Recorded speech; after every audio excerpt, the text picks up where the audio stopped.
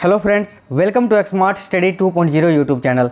तो साथियों, आज इस क्लास में पॉलिटी का क्लास करेंगे और पॉलिटी के काफ़ी इंपॉर्टेंट क्वेश्चंस आपको आज इस क्लास में करवाएंगे भारतीय संविधान के। तो कुछ महत्वपूर्ण प्रश्न जो कि हमेशा परीक्षाओं में देखने को मिलता है और आपसे बन नहीं पाता है, आप लोग स्किप कर देते हैं। तो इस क्लास को कंप्लीट देख लीजिए। बिल्कुल शॉर्ट क्लास है, छोटा ही क्लास होगा और बहुत ही इंपॉर्टेंट क्वेश्चंस आपको करवाएंगे। तो चलिए देखिएगा, आज का पहला क्वेश्चन है, स्वतंत्र भारत में राज्यसभा की पहली बैठक किस वर्ष हुई थी।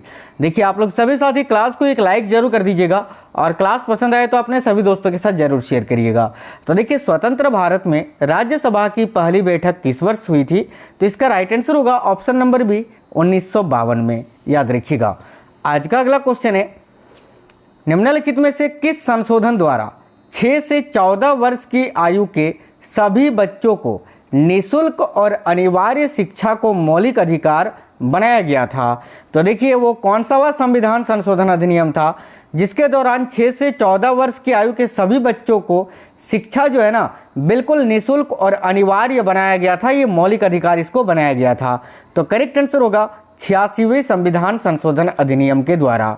तो राइट है ऑप्शन नंबर डी, 86वां संविधान संशोधन अधिनियम। अगला क्वेश्चन है, संविधान के 74वें संशोधन द्वारा 12वीं अनुसूची में जोड़े गए मदों की संख्या कितनी है।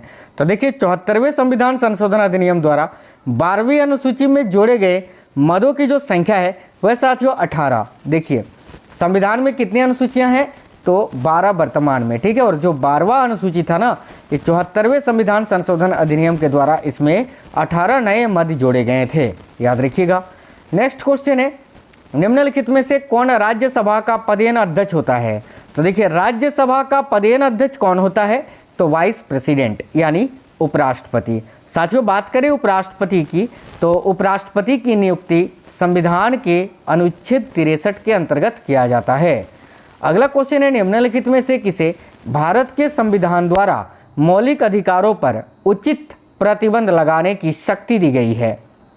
तो देखिएगा, किसे भारत के संविधान द्वारा मौलिक अधिकारों पर उचित प्रतिबंध लगाने की शक्ति दी गई है, तो साथियों ये पार्लियामेंट को दी गई है, संसद को। Option number B right answer है। अगला है, भारत सरकार अधिनियम 1935 के तहत अवशिष्ट शक्तियाँ किसे दी गई थी। तो देखिए, भारत सरकार अधिनियम 1935 यानी भारत के आज़ादी के समय, आज़ादी के पहले है ना, 1935 के तहत जो है अवशिष्ट शक्तियाँ ये किसे दी गई थी, तो गवर्नर जनरल को, गवर्नर जनरल या viceroy. Option number B right answer है।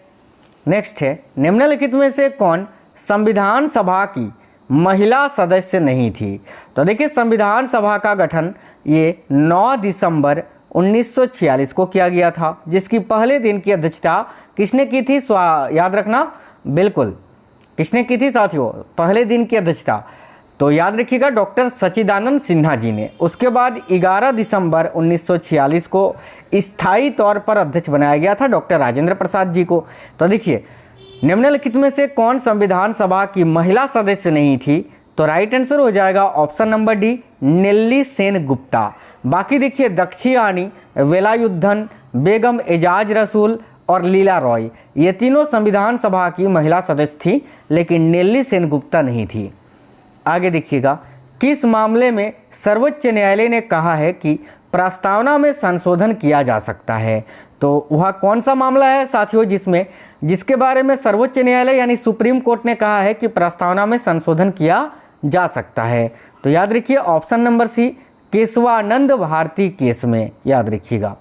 नेक्स्ट क्वेश्चन है, स्वतंत्र भारत की पहली कैबिनेट में विदेश और राष्ट्रमंडल संबंधों का पोर्टफोलियो किसके पास था। वेरी वेरी इंपॉर्टेंट क्वेश्चन है। तो याद रखिएगा, पंडित जवाहरलाल नेहरू के पास। देखिए, स्वतंत्र भारत की पहली कैबिनेट में विदेश और राष्ट्रमंडल संबंधों का पोर्टफोलियो किसके पास था, तो जवाहरलाल नेहरू जी के पास।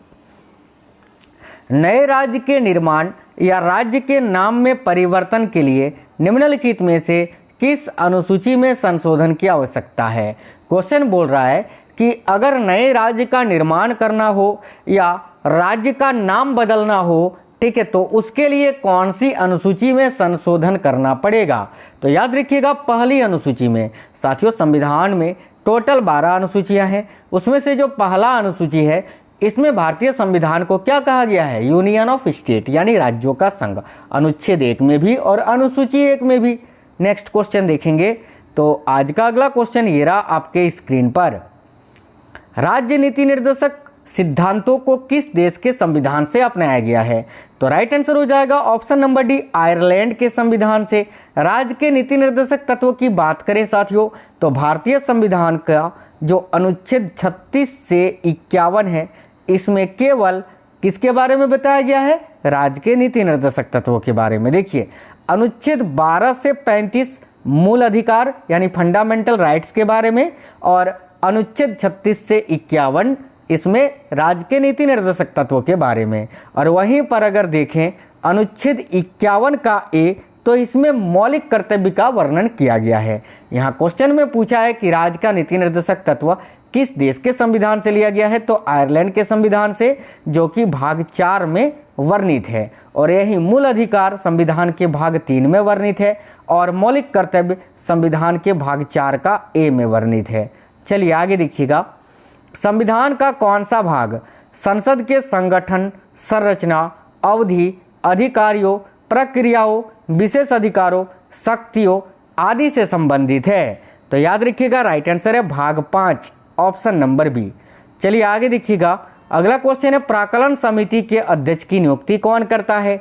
तो साथियों प्राक्कलन समिति में कुल सदस्यों की संख्या होती है 30 अध्यक्ष को लेकर, और इसके अध्यक्ष की नियुक्ति कौन करता है? तो लोकसभा अध्यक्ष यानी speaker, option number C right है। राज्यपाल के रूप में किसी व्यक्ति की नियुक्ति के लिए योग्यताएं क्या होनी चाहिए? तो देखिए राज्यपाल के लिए जो है ना, उनके लिए वह भारत का नागरिक होना चाहिए, ऑप्शन नंबर ए यहाँ पर करेक्ट होगा, बाकी ये तीनों मत मायने नहीं रखता है।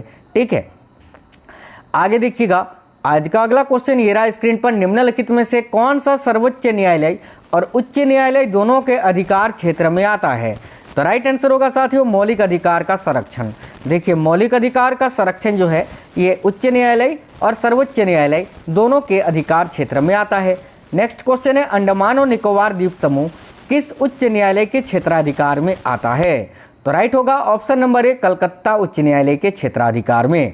निम्नलिखित में से किस अनुच्छेद में अधीनस्थ न्यायालयों के संगठन को विनियमित करने के प्रावधान है? तो देखिए कौन सा वो अनुच्छेद है जिसमें अधीनस्थ न्यायालय के बारे में बताया गया है? तो याद रखना अनुच्छेद 233 से माफ करना अनुच्छेद 233 से लेकर 237 तक। राइट होगा ऑप्शन नंबर ए। नेक्स्ट है, कौन सा अनुच्छेद समाज के गरीब और कमजोर वर्गों को मुफ्त कानूनी सहायता प्रदान करता है और सभी के लिए न्याय सुनिश्चित करता है? काफ़ी इंपॉर्टेंट क्वेश्चन है, याद रखना अनुच्छेद 39 का ए है ना, आर्टिकल 39 का ए, और ये राज्य के नीति निर्देशक तत्व का एक विषय है। अगला क्वेश्चन है, नेशनल ग्रीन ट्रिब्यूनल का मुख्यालय कहाँ स्थित है? बहुत ज़्यादा पूछा जाता है, याद रखिएगा नई दिल्ली में, option number D correct answer हो जाएगा। नेक्स्ट क्वेश्चन है, भारत के वित्त आयोग का गठन कौन करता है? तो साथियों भारत के वित्त आयोग का गठन कौन करता है? तो राष्ट्रपति, अनुच्छेद 280 के अंतर्गत। नेक्स्ट क्वेश्चन है, राष्ट्रपति का रिक्त स्थान भर लिया जाना चाहिए कितने समय के भीतर? तो याद रखिएगा 6 माह के भीतर, option number B right answer है। अगला क्वेश्चन है, राष्ट्रपति को लोकसभा में किन 2 सदस्यों को मनोनीत करने का अधिकार है? तो राइट आंसर है option number A, Anglo Indians को, लेकिन इस विधि को अभी हटा दिया गया है साथियों, इसको जो है ना अभी हटा दिया गया है। अभी केवल राज्यसभा में 12 सदस्यों को मनोनीत करते हैं भारत के राष्ट्रपति, ये आपको याद रखना है। भारत में राष्ट्रपति राज्यसभा में कितने सदस्यों को मनोनीत कर सकता है? तो अभी मैंने आपको बताया 12 सदस्यों को। नेक्स्ट क्वेश्चन है, भारत के पहले राष्ट्रपति के रूप में डॉक्टर राजेंद्र प्रसाद का चुनाव किया गया था, किसके द्वारा? तो याद रखिएगा संविधान सभा के द्वारा, option number D. Next question और अंतिम क्वेश्चन है, निम्नलिखित में से कौन भारत के राष्ट्रपति के चुनाव में भाग नहीं लेता है? तो राज्यसभा, लोकसभा, विधानसभा के सदस्य लेते हैं लेकिन विधान परिषद के सदस्य नहीं लेते हैं, ऑप्शन नंबर सी राइट होगा। तो साथियों बहुत ही इंपॉर्टेंट ये क्वेश्चंस थे, बिल्कुल शॉर्ट क्लास आपको करवाए हैं। क्लास कैसा लगा है जरूर कमेंट बॉक्स में बताइएगा, और क्लास को एक लाइक और अपने सभी दोस्तों के साथ जरूर शेयर कर दीजिएगा। चैनल के अंदर बहुत सारे मैराथन क्लास मैंने करवाए हैं संविधान के, आप लोग देख लीजिएगा। तो मिलते हैं आपसे नेक्स्ट क्लास में, तब तक जय हिंद, वंदे मातरम साथियों।